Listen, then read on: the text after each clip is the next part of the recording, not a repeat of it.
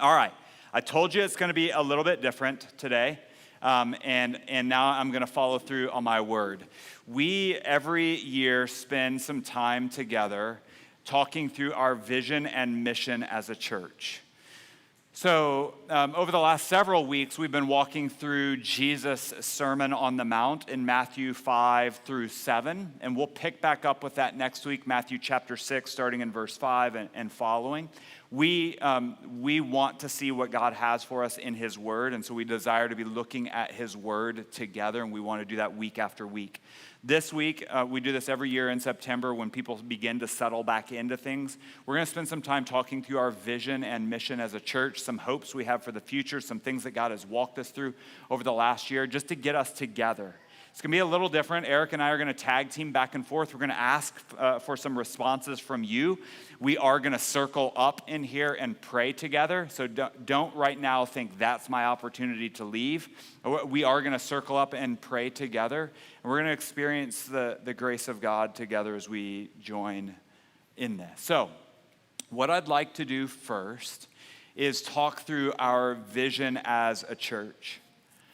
I didn't write notes for this, not so that I could impress you, but I didn't write notes down because I wanted to walk through this from the heart and also so that it was from memory.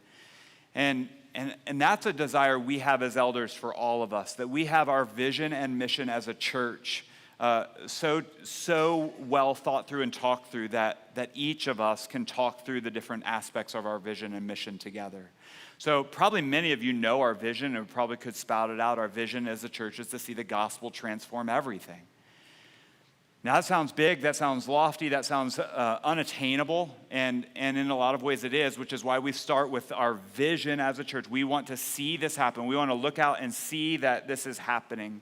Our vision as a church, every word is important in our vision. Our vision as a church, us together as a family, our collective vision together, we all want to be on the same page, is to see the gospel transforming every aspect of life.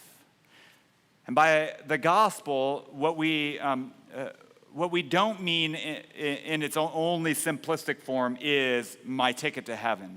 The gospel is not just about I said the right things, I prayed the right prayers, I moved in the right direction, I raised my hand at the right Bible camp at the right time, and I got my ticket to heaven. That's not what we mean by the gospel only.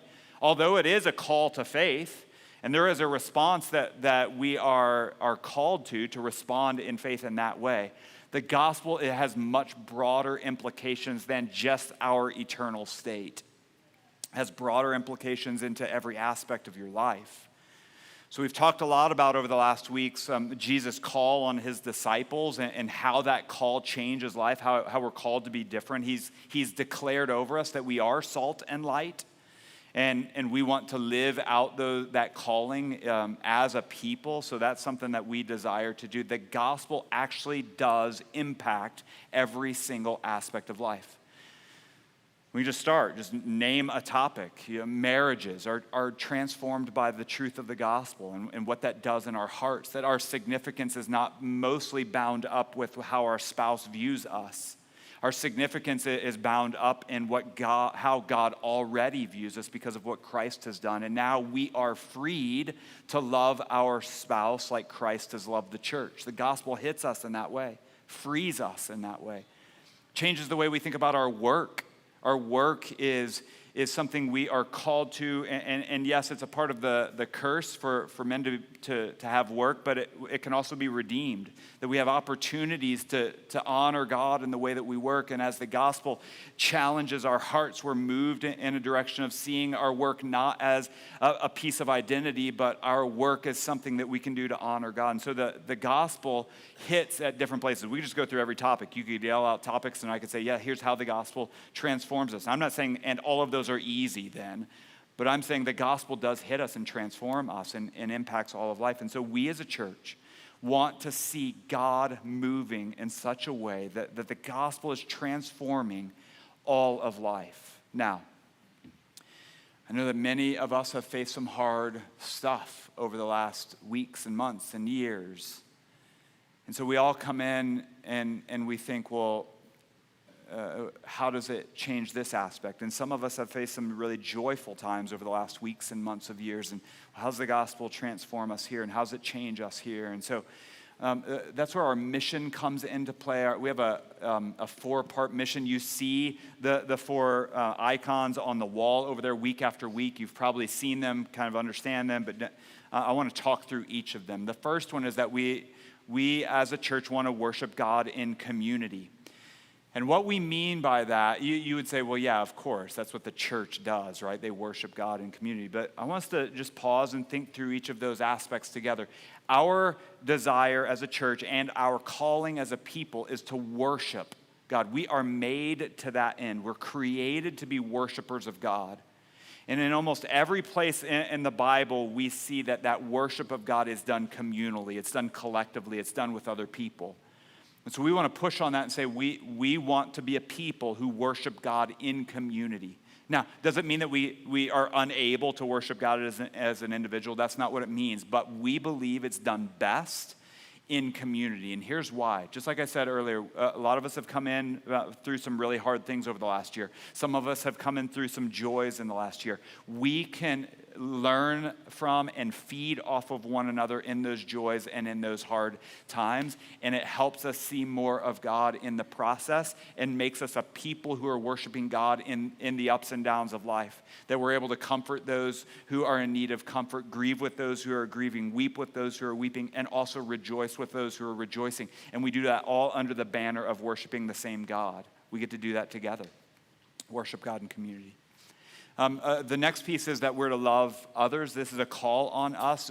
This has an internal and an external aspect to what we believe God is calling us to. Internally, we want to be a people of love. We want to love one another well. We want this to be a safe place of love. I know many of you are in work situations that are hard, that are challenging, that are unloving, that are dark.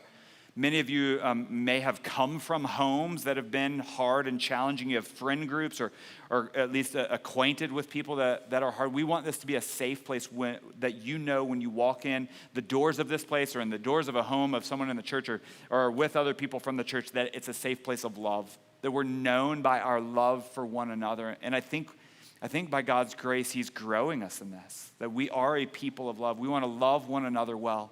The external piece of that is that Jesus says that we'll be known by our love. We'll be known as his disciples by our love. And so that as people looking in see us, they know that we love one another. They see it. It's visible. It's tangible. They hear stories of it. We want to be known by that as well. So we're called to love others. This is a part of our mission. The most misunderstood piece of our mission is often this one, or not misunderstood like you all can't get it. It's hard to grab onto, that we're called to engage the culture. And what we mean by that is that we have been placed in the places that we are in for a very specific, we believe, God-ordained reason.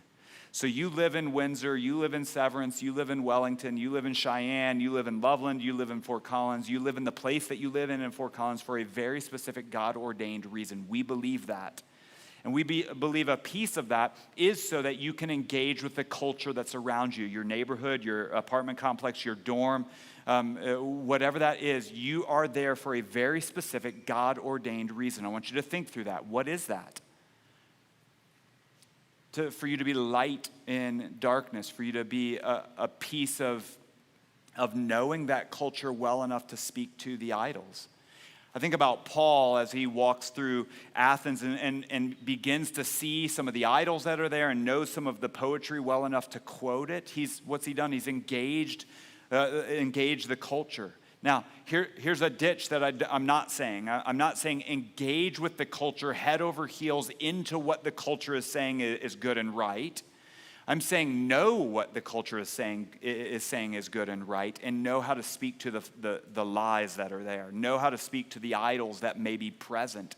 That takes a ton of investigation. It takes a lot of work on your part. It takes maybe getting to know some of the grime, the way you would describe grime around you, that you would know those things well enough to know the idols that are there, the lies that are being spoken, and to speak the truth of the gospel into that. You're engaging that culture that you're a part of. we desire every single person in our church to be a part of that in some way. This isn't just about, oh, well, the elders will take care of that if we can invite people here. But you're there for a very specific reason. We believe that. The last part of our mission is that we would seek to make disciples. There's a couple different aspects of this as well. We know that Jesus is the one who has done the work to accomplish salvation for us, and we know that the Spirit is the one who is softening hearts and preparing hearts to be drawn into faith in God. We know that by God's grace and that, disciples are being made. That is a disciple. Someone who comes to know Jesus is a disciple. Now, you may be a bad disciple, but if you're a follower of Jesus, you're a disciple. You may be someone who's struggling along. You may be someone who's excelling and is an example, but you are a disciple if God has saved you. So we know that that's a piece of it. We also, though, as a church, want to create avenues, runways for people to grow in their understanding of who Jesus is, to be discipled, to have that be a part of their life, that they're growing to know who Jesus is more and more. And so we want that to happen from infancy all the way through where some of you are in your last years of life here on this earth. So we want that to have runways for everyone to be discipled, to be growing in their love for Jesus. Now, church, family, all of these things are done best in the setting of community. That we're moving forward, we're stepping forward into this place where Jesus has called us to be followers of him. That's happening best in the context of community, with one another. So we need each other. And so Eric's going to talk through some of the ways we've seen that over the last year and some of the things that we believe God is calling us toward. Yeah, so these are all DNA pieces of our church, aren't they? These are things you can expect us to continue to push on and want to see God grow among us. What I want to share is what we want to see God do in us individually. When you think about your faith individually, what does it mean to grow? What does it mean for you personally to mature in your faith? What are those steps forward? To be discipled, to mature, to be spiritually formed. Those are usually the phrases that I use. What does it mean to be spiritually formed? And so we as a church have a particular approach to that. These are things I think are absolutely true, and they are gifts to us. And so I wanted to walk through those really quickly, starting with a quick question. Most fundamentally, what is the big aim of the believer's life? We know all things work together for the glory of God, right? So that is overarching everything. But for you individually, when you think about your Christian faith, what is the big aim of it? Jesus says it in several places. He calls it the great and first commandment. What is it? Yeah, that's right. To love God. This is one place where it is. This is in Matthew 22.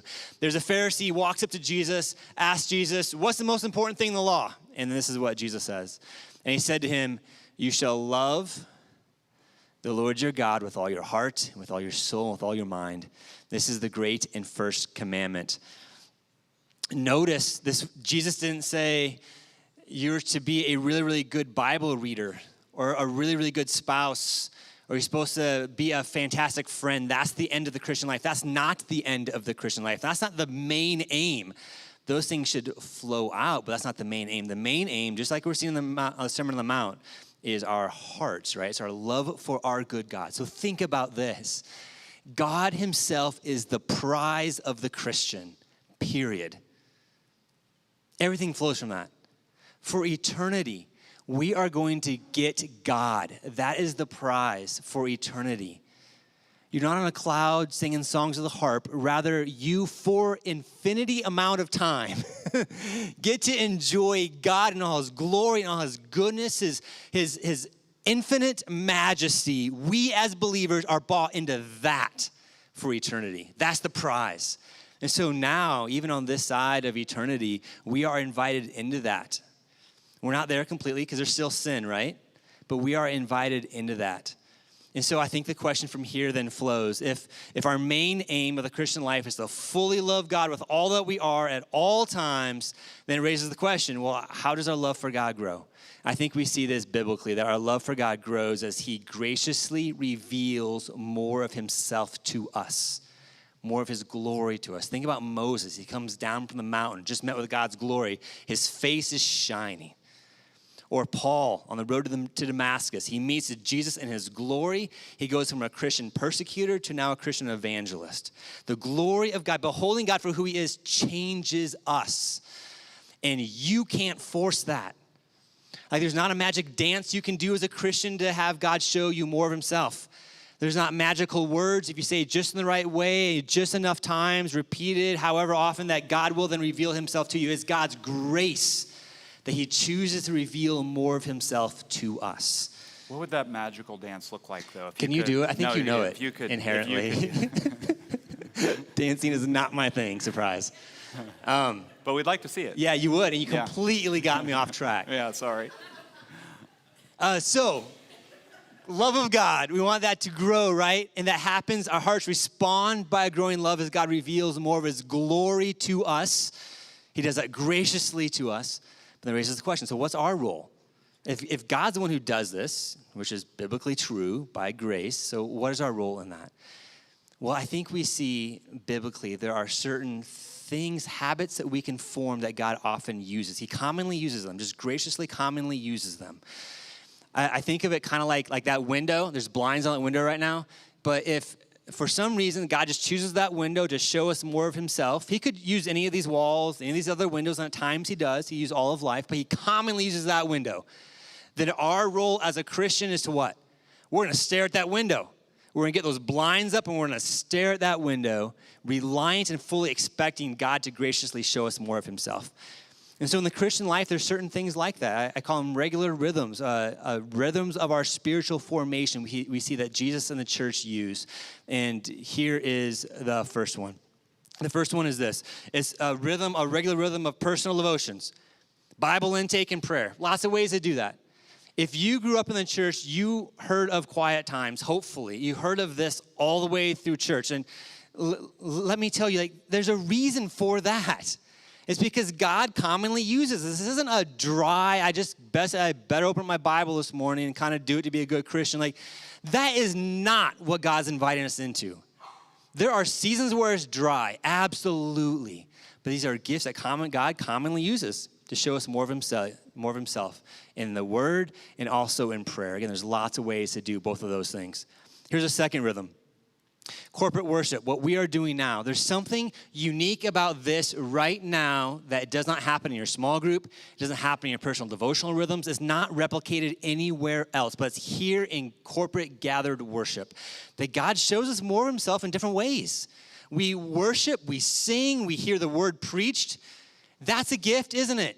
Where else in life do you get just to be quiet for a while and allow somebody else to lead you through where it's not a back and forth all the time?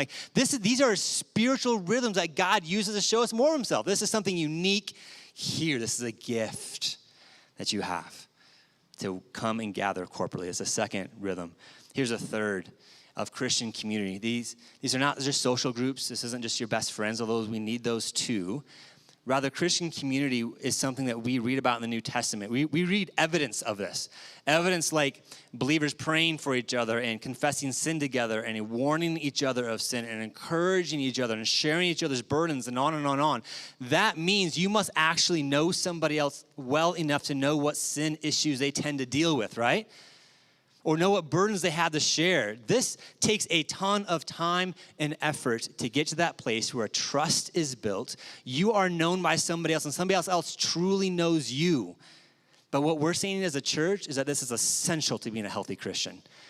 And so we resource our small groups, our townships to that end. If you're not in one, talk to me. This is pivotal to what it means to be a healthy Christian, of God showing you more of himself. It's different in small groups than it is on Sunday morning. Here's the last one, doctrinal formation. What that means is we're going to use our minds intentionally. We all believe something about God, right? We have some sort of picture about who God is. The world around us has those same things. over time, as we mature, the point is that our picture of God becomes more and more accurate to who God actually is, becomes more and more biblical. So we want to intentionally be thinking right ways about God. Like, who is he? Let me learn more about his grace. I know he's gracious, but let me actually learn more of the depths of that. The end of this is not so you can be smarter, have more information, but as you get to know God for who he is, our hearts respond by loving him more. And so we want to be intentional with our minds and doctrinal formation. Lots of ways to do that too. Podcasts, books, classes, sermons, conversations. The point is there's something regular that we're being intentional with our minds to see God more for who he actually is. If you sense your views of God shifting a little bit, and one of the implications of that is you've sensed God becoming less or smaller or less glorious, that is a sure sign that your views are shifting to something that God is not, right? God is infinitely glorious. So as our views become more and more accurate over time, our sense of God's glory is only going to grow, and our hearts are going to respond by a deeper love for this good God. Does that make sense? You see that word regular up there all the time?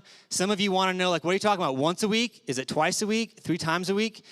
That is regular for a reason. Like, the idea is that this is a gift you're invited into, not a bare minimum to try to do, right? Like, I'm a legalist. I am. And so I want to know, you tell me exactly how often and where and when, and all those words to say, and I'm going to do it, and I can check it off. That's not what this is. This is a personal relationship with the God of the universe. And so these are just regular rhythms that we have. It's going to look different a little bit, person to person. So try to protect from now. We've just given you more upon your shoulders to do, but rather we as a church are saying we want to encourage you in these things because they are health and life for you. It's how God reveals himself to us, and lots of other ways, but commonly through these 4 ways. Okay. I want to point us forward to where we believe God is leading us. There's some things, some areas that we have coming up, but I'll preface it with this. I've been meeting with a counselor over the last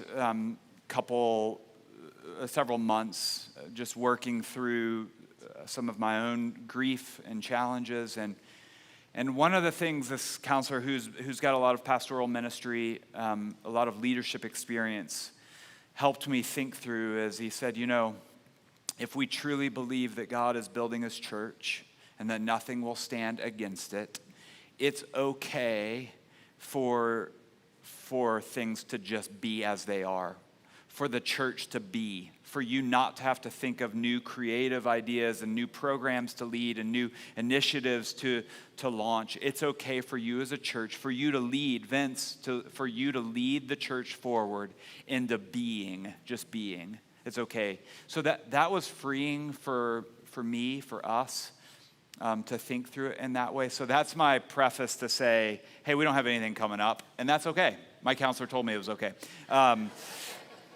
The way that Eric wrote it down in our notes is that we're continuing in a season of recovery. And that's all right. It's okay to be the people of God together and recover together and look forward to what he's going to be doing in the future without a list of here's 19 things that we're going to accomplish. Now, we do have some things that are coming up, and we're excited about that. But as we consider us just being and recovering, I don't want you all to feel disheartened by, we need this going, and we need this, and we need this. We're going there.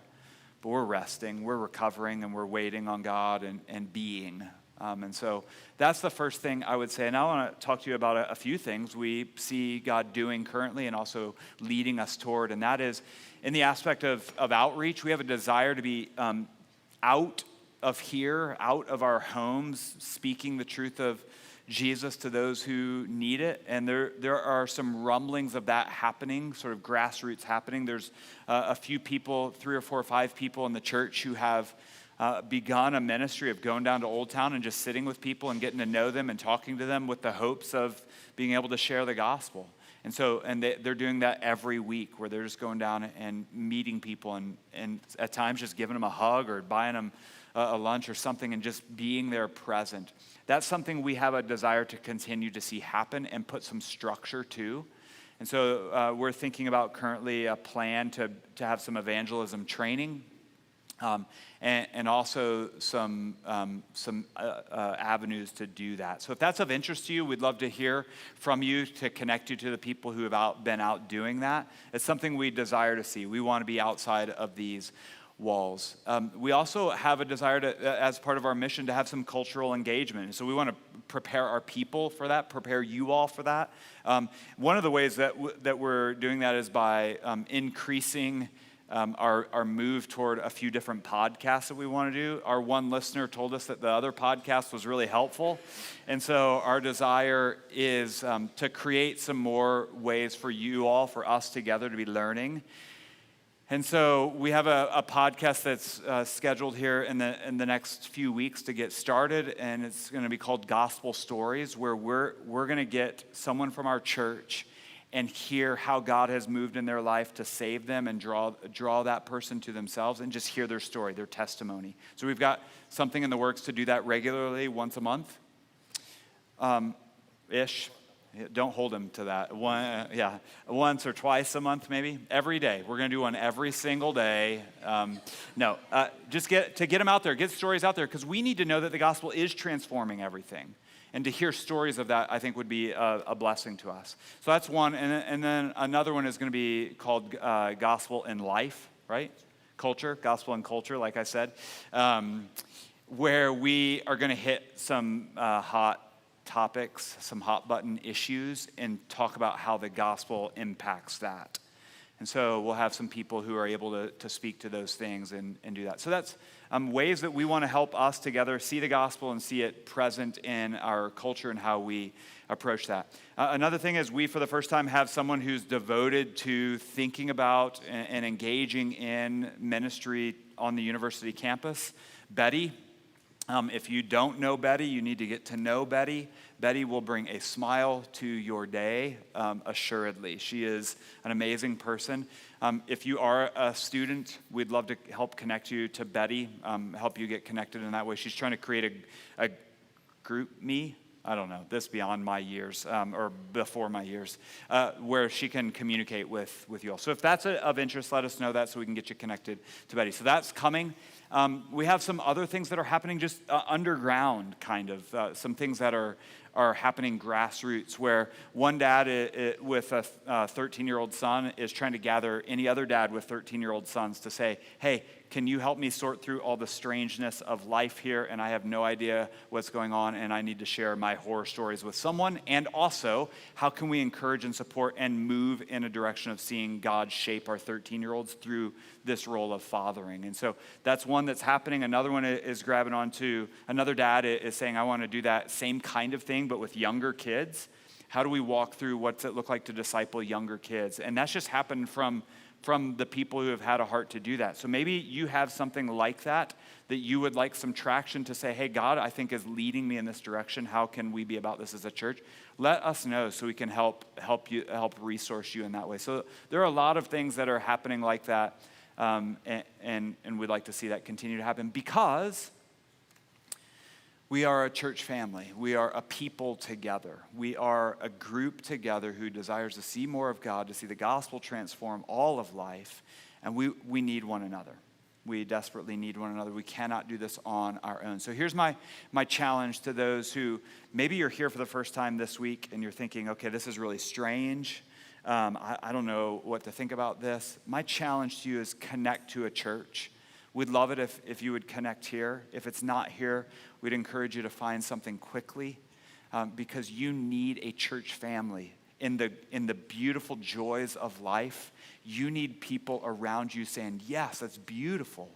And in the really hard things of life, you need people around you saying, I'm going to walk with you. I'm going to hold your arms up when you can't. You need that as well. So I'd encourage you to find that place. If it's here, great. If it's somewhere else, we'd love to help encourage you in that too. Now, if you think that was weird, I'm going to invite us to do something that may be even a little more weird. I'd like to spend some time praying together as a church. And the way I'd like to do that is for us to just form a big circle around this room, if we're able. So if we could just carefully kind of make a circle around this room. And then I would like for several of us to be praying. I know we can't hear each other real well, so shout your prayers out. God can hear you. But I'd like to pray together. We're a church family together.